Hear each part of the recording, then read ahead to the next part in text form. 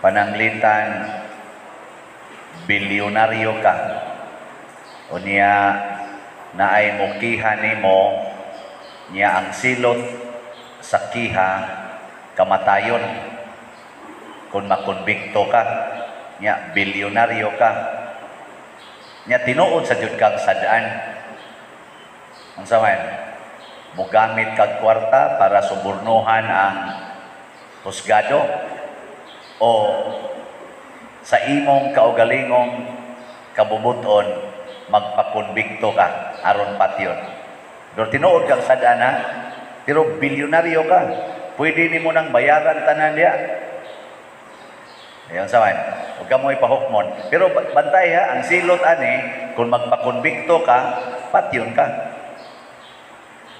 Saan? Mugamit ka sa imong kwarta o magpakonbikto? Oy, tubag. Niya daghan kag kapit, mga huwis tanan, abot pa Supreme Court, imo ng mga suod. Pero sadaan ka, niya nang maong kaso. Dayon sa man, magpakonbikto o gamit sa kwarta o gahom. Kinsa dinhi ang magpakonbikto? Sige. Na ay tulo. Ambot di ba ka na sila bakako, no? Kinsa dinhi ang mogamit yun sa iyang kaugalingong gahom o kwarta aron di makonbikto. Wa masan mo'y kwarta na tuga-tuga sa mong isa-isa mura sa mong naay kwarta. Kuan kay ba katingalahan kayo nga si Kristo niingon siya magpakamatay ko sa kaugalingon kong kabubuton na ako'y gahom sa paglikay sa kamatayon na agani ko'y gahom sa pagbawi o kinabuhi o paghatag niini. Pero sa kaugalingon kong kabubuton magpakamatay ko para ninyo. Naa ba siya isa? Wa. Kita nga mga sadaan maoy iyang pakamatyan. Bisan unta, dili siya angayan nga patyon. Mo desisyon siya, giwagtang niyang iyang gahom. Wa siya musukol. Kaya nagpakamatay siya para natong mga buangon. Ug mao ni nakapahimo niyang maayong magbalantay. Nga hangtod karon, maayo siyang magbalantay. Unya kitang tanan nga musupak niya, pulos ta mga buangon nga karnero. Nagpakamatay na gani siya para nato, magsigi pagintag supak-supak niya. Ganahan kang musupak anang tao nga anda magpakamatay nimo. Di oy, musukli yung kag purti nagitingali nimong yawan una, yawa na yung ikastanan, nga imo pag yung sakiton, imo pag yung supakon, ang tao nga nagpakamatay na kay na para sa imong kaayuhan. Buangon na yung ikastanan, purti naginimong yawa. Nakaroon ang pangutana, andam batang mosunod sa atong maayong magbalantay. Kinsa dinhi ang dili mosunod ta sa kamot. Ay, masunod yun ko na mo. Ay, istoryahe. Si San Vicente Ferrer, nakasunod. Si San Pedro Calungsod, San Lorenzo Ruiz, tanan mga santo, San Roque, San Isidro Labrador, nakasunod sila. Giyon sa Manila pagsunod. Si Kristo, matod pa ni Kristo dire, ang akong mga karnero, nakaila sa akong tingog, ug musunod sa akong tingog. Giyon sa pagsunod sa mga santos, ang pagsunod sa sugo ni Jesus. Unsa may sugo ni Jesus? Nga maliwat ta niya, nga mahiusa ta niya. Nya sa unsang paagi, puy-an ang iyang kinabuhi. Mo kinaiuna. Tanawa si San Pedro sa unang pagbasa, mipuyo sa kinabuhi ni Jesus. Si Jesus nagpuyo sa diha niya.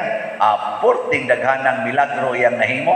Ingnan ko niya si Kuan, katuba mga leader ba?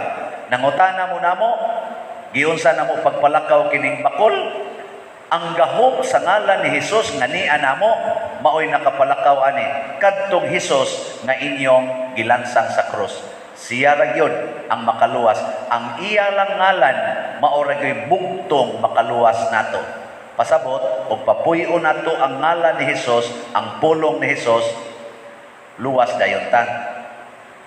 May kamoron nagpuyo si Hesus diyan ninyo. Di ko no lingi ako no na imong tupad. Pangutan na si Hesus nimo. Moingon di gani mo tubag ang demonyo na inaan niya. Di ko no lingi ba imong tupad ba? Ina si Hesus nimo. Oy mga choir, ina na inyong tupad. Na si Hesus nimo. Basig maila mo diya mo kanta-kanta nya yawa dito inaan ninyo. Inga Hesus pader liwat ra ko nimo. Sa Kristan mo ni ona. Yung sa Kristan na kanang parian, maila na bisa-bisa. Yawa na dia, luos lang pangasaba. Na, depende lagi na. Nakaroon, unsa may kinaiya sa atong maayong magbalantay. Ang una gyud niyang kinaiya mao kini. Andam magpakamatay para sa iyang gibantayan, para sa iyang karnero. Andam magpakamatay. Kamong mga ginikanan, kamong may nagbantay sa inyong anak, andam ba mong magpakamatay para nila? Tubag. Kusga. Di ninyo sila kasaban. Di ninyo sila latuson. Di ninyo kusion. Di ninyo siya yaw-yaw. Inyo ganining buhaton, wa na mo magpakamatay, gipatay na ninyong inyong anak. Psychologically, physically, emotionally, and even sometimes spiritually. Kung ikaw ginikanan, nagmahal ka sa imong anak, makaako ba ka nga magbisyo ka, maghimo kag sugal, unsa pa diyang mga bisyos kalibutan? Makaako ka pagbisyo, patay ginang anak nimo. Nganoen, matakdan man na sa imong bisyo, tuo kag di na matakdan, takod bagay ng virus sa COVID, kana pa bang sala. Mo takod gyud na. Ako bitaw, iubos kay kustanan, pero di lang nako isulti ninyo. Suod kay sa akong kinabuhi. Porti na kong tabang unta. Sus, nahibaw na sa nako karon. Kay siya na disgrasya maglalaki. Ang iya sa taong anak, na disgrasya na sa lalaki. Ya porti na kong tabang untang matulid. Pero sao man lingo-lingo lang. Sao man gid, takod man gini. Kay wa man say effort nga gibuhat pagbiya sa sala. Kamong mga ginikanan, magbisyo mo, tanawan ang iyong mga anak. Igo gina sa inyong bisyo ba? O ikaw maoy culprit ni ana, ginikanana ka. Imong anak magsigig suyop, bunga na sa imong pagpasagad. Imong anak ngadto, dados mga adik, bunga na nimo. Kay wa ka magpakamatay para sa imong anak. Ug unsa may pagpakamatay, make your presence available in their lives. Presence. Sunod dayon, let your love be felt by them. Ang imong gugma mabati unta nila. Dili ang imong sigilang singhag. Kanang kwarta di man na makatabang. Ug way gugma. Mo na gugma versus kwarta. Pagpili, asa ka. Ang kasagaran na ba karon busy kay sa pangwarta kay ihatag sa anak, pero wa gyud gugmang ihatag sa anak. Singhag, absence.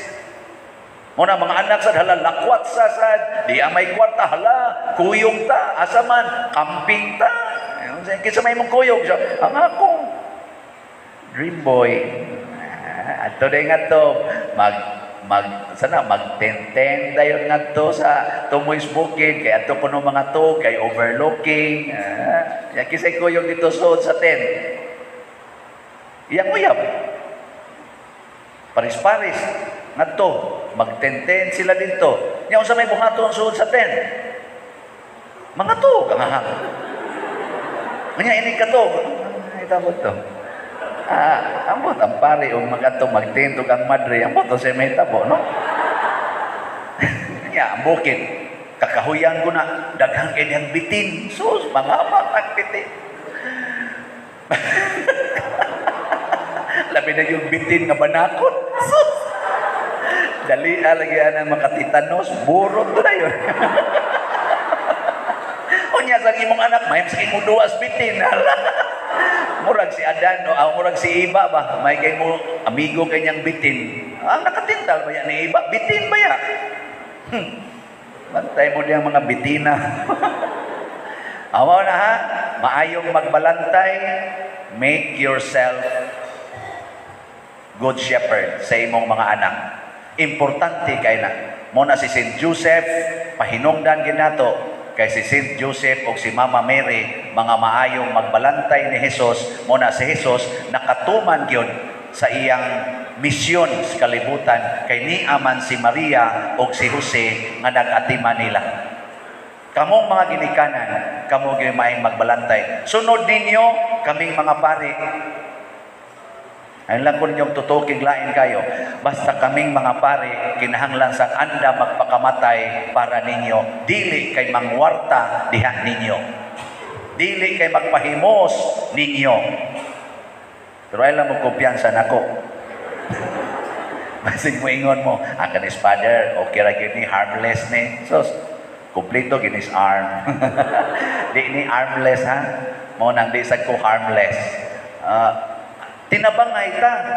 Kamo sad pagpakamatay sad mo para namong mga pari, ihug sa natanan yung kwartas kolekta. Nya amo sa nang gamiton para ngadto sa mga kabos natong mga kaigsuonan. Porti mo sa inyong tihika. Ay, congratulations sa atong mga donors and benefactors. Porti yung maayuha, no? May kay sila. Good shepherd gid sila. Apil na mo anak tanan din eh. Pakpak. Yes. Ang wa mo pakpak, wa mo donate. Salamat kayo. Maayong magbalantay. Sunod nga kinaiya sa maayong magbalantay, himuon taniyang anak sa Dios. Matod pa sa ikaduhang pagbasa, unsa gyud kadako ang gugmas Ginoong gihimo taniyang anak sa Dios. Kanang inyo sa mga anak, kanang inyong tupad, himuasan ng anak sa Dios, dili anak sa demonyo. Beka mo mga giutangan, unsaon ninyo paghimo nga anak sa Dios ang nangutang ninyo, ayaw paningil. Aron makaingon sila, ay, ka-Diyos nun, gid ani akong giutangan. Hana? Mahimo man ang anak sa demonyo kung imo nang paninglon kay magsige mo na pisti ng animal sige paningil ba lisod ta dire diyan tag paningil siya nung perting datua mo ni magsige ko na to unsa ko interes na akong gibayad niya perti na nang dako ay animal magsige na gani wa na perti na nang yawa ayaw paninglaw basta Dios nun gana. Kamong mga bana unsaon man ninyo paghimo sa iyong asawa nga anak sa Dios, ay mo pagsigig lingi anang silingan, ay mo pagsigig text-text, diha tutok anang imong asawa, bihala nagluod na kay nagnaw, lado ka. Makaingon gina imong asawa kana kung bana anak ginas Ginoo, gihimo jud kong Dios noon anang buang-buang dako sa una animal magana, karon porti na gyud niya kabuutan. Makakita Ginoo kung sige mo tutok anang silingan, sige text-text, labi na gyud magsikreto mo kita-kita, yawaan ginang asawa nimo. Kamo sa mga asawa, unsaon sa ninyo paghimo sa inyong bana nga anak sa Dios? Ayaw sige giyaw-yaw. Ayaw sige paningil og diin siya hain iyang sweldo. Antusa ang iyang kabuang. Nya ingna lang gina siya maging sino ka man. Mamahalin kita. At tanawa, di ba ka na imong bana, makaingon gina kanang asawa nako, portigid ka Diyos nun. Hantod gid siya, mahimo gina siyang anak sa Dios. Sa ato pa, suod sa Dios, nahiusa sa Dios. Mangyapon mo mooyon. O kung ato ning buhaton, mahimo kitang mga maayong magbalantay. So, duha lang kabuk requirements. Unsa to'y una? Magpakamatay. Sunod, himuo nato ang atong isig katao nga anak sa Dios. Pinaagi sa atong paghigugma o mga buhat ngadto nila. Tistingin na ninyo. Usalan kasi mana karon, suway na ninyo. Di ba, dako kay nagkausaban, daghang milagro ang mahitabo sa inyong kinabuhi. Manindog na ta, mga anak sa Dios.